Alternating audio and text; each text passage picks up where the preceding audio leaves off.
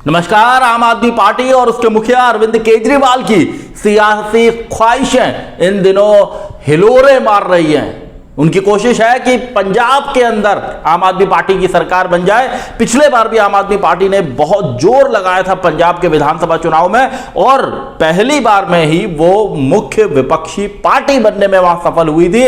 और उसको सफलता जो मिली वो इस लिहाज से अहम कही जा सकती है कि उसने शिरोमणि अकाली दल बीजेपी का जो गठबंधन उस वक्त वहां सत्ता में था उसको पीछे छोड़ दिया था। केजरीवाल को उम्मीद है कि इस बार उनकी पार्टी पंजाब में सरकार बना लेगी। पूरी ताकत उन्होंने वहां झोंकी हुई है और आज जब वो चंडीगढ़ पहुंचे तो उन्होंने दिल्ली में जिस दांव से यहां सरकार बनाने में जो दांव उनके लिए काफी मुफीद साबित हुआ था उस दांव को वहां खेला है। लेकिन क्या केजरीवाल पंजाब के अंदर आम आदमी पार्टी की सरकार बनवा पाएंगे, इस पर मैं बात करूंगा। आप देख रहे हैं सत्यहिंदी.com।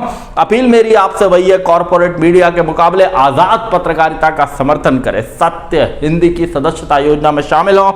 आर्थिक भुगतान का लिंक हमने डिस्क्रिप्शन में दिया हुआ है। सत्य हिंदी का ऐप भी आ गया है, लिंक डिस्क्रिप्शन में है, डाउनलोड कर लीजिए। वीडियो पसंद आए तो इसे लाइक कीजिए, कमेंट कीजिए और शेयर भी जरूर कीजिए। केजरीवाल आज चंडीगढ़ में पहुंचे और उन्होंने 3 बड़े ऐलान किए और इन तीनों बड़े ऐलानों में जो अहम बात है वो बिजली को लेकर है। मुफ्त बिजली का ऐलान किया। केजरीवाल ने कहा कि जिस तरह दिल्ली में आम आदमी पार्टी की सरकार ने 200 यूनिट की बिजली दी मुफ्त, यानी कि 200 यूनिट तक अगर आप बिजली का इस्तेमाल करते हैं तो आपको कोई बिल नहीं देना होगा। उसी तरह आज उन्होंने कहा कि पंजाब के अंदर अगर आम आदमी पार्टी की सरकार आती है तो 300 यूनिट बिजली मुफ्त दी जाएगी। इसके अलावा 2 और बड़े ऐलान जो बिजली से ही जुड़े हैं कि 24 घंटे बिजली दी जाएगी और जो पुराने बकाया बिल हैं उनको माफ कर दिया जाएगा। और जिन लोगों के कनेक्शन कट गए हैं बिल न दे पाने की वजह से या दूसरी वजहों से, उन लोगों के कनेक्शंस को बहाल किया जाएगा। ये जो दांव है इसको समझने के लिए इसका क्या असर होगा, कितना असर होगा, ये आने वाले दिनों में आम आदमी पार्टी की जो पंजाब यूनिट है वो कैसे इसको लोगों के बीच में लेकर जाती है वो एक बहुत बड़ी बात है। लेकिन इसको समझने के लिए ये मुफ्त बिजली का दांव आम आदमी पार्टी के मुखिया संयोजक अरविंद केजरीवाल को इतना प्रिय क्यों है, इसके लिए थोड़ा सा पीछे चलना पड़ेगा। क्योंकि जब अन्ना आंदोलन के बाद आम आदमी पार्टी बनी और अरविंद केजरीवाल इसके संयोजक बने, इसके कन्वीनर बने और उसके बाद जब 2013 के विधानसभा चुनाव में पार्टी चुनाव लड़ने की जब पार्टी ने तैयारी की तो उससे पहले आपको याद होगा कि आम आदमी पार्टी ने बिजली हाफ और पानी माफ का नारा दिया था। और इस नारे की बदौलत आगे बढ़ते हुए आम आदमी पार्टी ने उसको सियासी सफलता भी हासिल हुई। पहली बार में ही वो इस हालात में आई जब उसने कांग्रेस के साथ मिलकर राज्य में सरकार चलाई। सरकार ज्यादा दिन नहीं चली लेकिन केजरीवाल ने चुनाव लड़ने से पहले ही वो बिजली कंपनियों से लगातार भिड़ते रहे। उस समय जो मुख्यमंत्री थी शीला दीक्षित, उनसे लगातार भिड़ते रहे और इस बात को कहते रहे कि दिल्ली के लोगों को, दिल्ली के उपभोक्ताओं को 200 यूनिट तक बिजली मुफ्त दी जा सकती है। इसको बहुत बड़ा मुद्दा भी उन्होंने बनाया और जब 2015 में उनको बहुत बड़ी सफलता मिली तो इस वायदे को पूरा करने में उन्होंने जी जान लगाई। और जब लोगों के बिल दिल्ली में शून्य आए, जो लोग 200 यूनिट तक बिजली इस्तेमाल करते थे उनके बिल शून्य से रुपए आए, यानी कि कोई बिल ही नहीं आया, तो इसके जो फोटो थे वो सोशल मीडिया पर वायरल भी हुए और केजरीवाल ने इसको एक ब्रह्मास्त्र के रूप में इस्तेमाल किया और कहा कि जो वायदा उन्होंने दिल्ली की जनता से किया था उस वायदे को निभाने का काम उन्होंने किया है। अब पंजाब के अंदर केजरीवाल की अग्नि परीक्षा है। पंजाब की पूरी लड़ाई को केजरीवाल ने अपने हाथों में लिया हुआ है। लगभग हर 15 दिन 20 दिन के अंदर वो वहां दौरा कर रहे हैं और आज जब वो चंडीगढ़ पहुंचे तो उन्होंने अपने पुराने आक्रामक अंदाज में इस बात को कहा कि पंजाब में बिजली का जो है उत्पादन ज्यादा होता है और इसके बावजूद यहां लोगों को बड़े बड़े पावर कट झेलने पड़ते हैं, घंटों घंटों बिजलियां नहीं आती।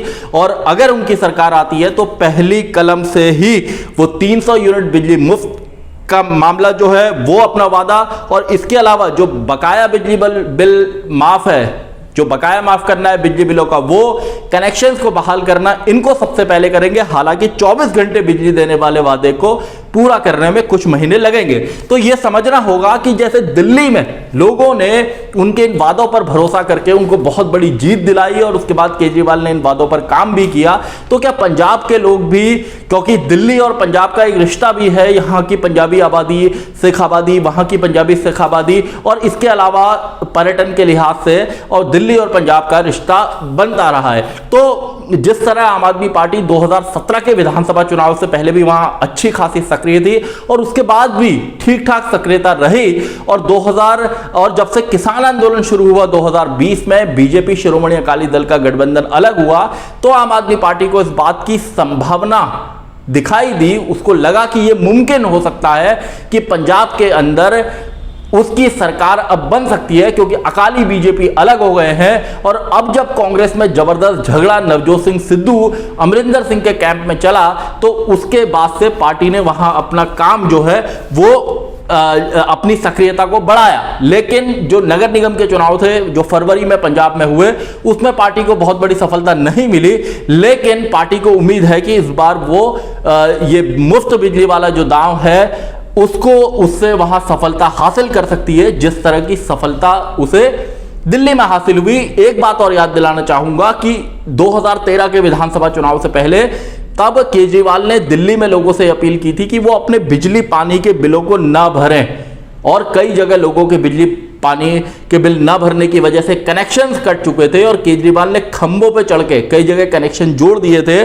तो इसको लेकर वो कई जगह खंभों पे जब चढ़े तो उनकी तस्वीरें बहुत वायरल हुई, और सरकार में आने के बाद उन्होंने अपने इन मुद्दों पर काम भी किया, बिजली कंपनियों से लगातार भिड़ते रहे, और आज उन्होंने चंडीगढ़ में इस बात को कहा कि उन्होंने बिजली कंपनियों को सही काम करने के लिए मजबूर किया, और आज दिल्ली में लोगों को 200 यूनिट तक की बिजली मुफ्त मिल रही है। तो पंजाब का जो इस बार सियासी घमासान है, जो 7-8 महीने बाद है, बहुत कम वक्त है इसमें, और किसान आंदोलन के कारण राज्य की सियासत बहुत गर्म है, कांग्रेस के अंदर जबरदस्त झगड़ा चल रहा है। इस सब को देखते हुए आम आदमी पार्टी ने इस बार वहां चुनाव के एंगल को बहुत ही रोमांचक बना दिया है। भारतीय जनता पार्टी ने हाल ही में सिख समाज के कुछ चेहरों को, हस्तियों को शामिल किया है, लेकिन जो नेता हैं वहां के पंजाब बीजेपी के, उनका खुद ये कहना है कि यहां किसान आंदोलन के कारण विरोध इतना ज्यादा है कि बहुत मुश्किल हालात हैं और ऐसे में चुनाव लड़ पाना मुश्किल है।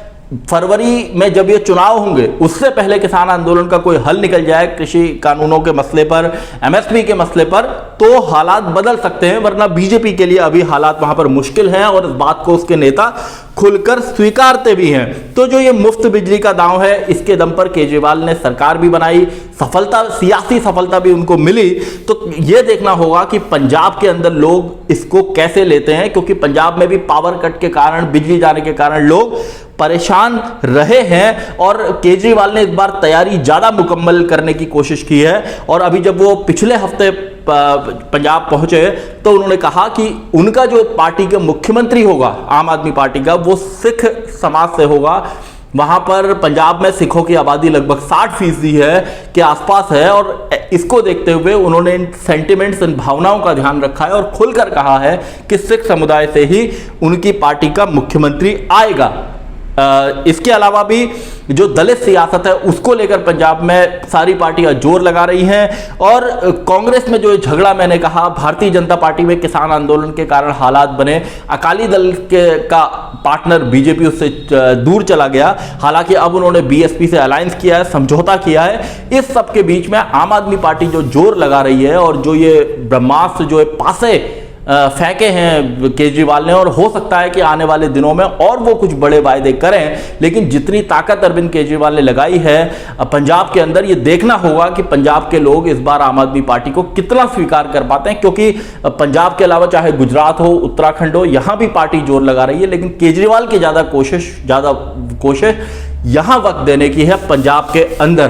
तो पंजाब के अंदर जो सियासी माहौल आने वाले दिनों में बनेगा, वो इस बात की गवाही देगा कि 2022 में कौन सी पार्टी सत्ता में आ सकती है, किस तरह के हालात बनते हैं, किसान आंदोलन का कोई हल निकल जाए तो क्या बीजेपी के लिए वहां पर सियासी जमीन आसान हो सकती है, या हालात उसके लिए और ज्यादा मुश्किल हो जाएंगे। कांग्रेस में अगर झगड़ा सुलझ जाता है तो क्या कांग्रेस पूरी ताकत के साथ चुनाव मैदान में जाएगी, या ये झगड़ा बढ़ता है तो उसको कोई सियासी खामियाजा उठाना पड़ेगा। इन सब बातों पर नजर बनी रहेगी और इन सब मुद्दों को लेकर मैं आपके सामने सत्य हिंदी पर आता रहूंगा। धन्यवाद। सत्य हिंदी का ऐप डाउनलोड करें गूगल प्ले स्टोर पर।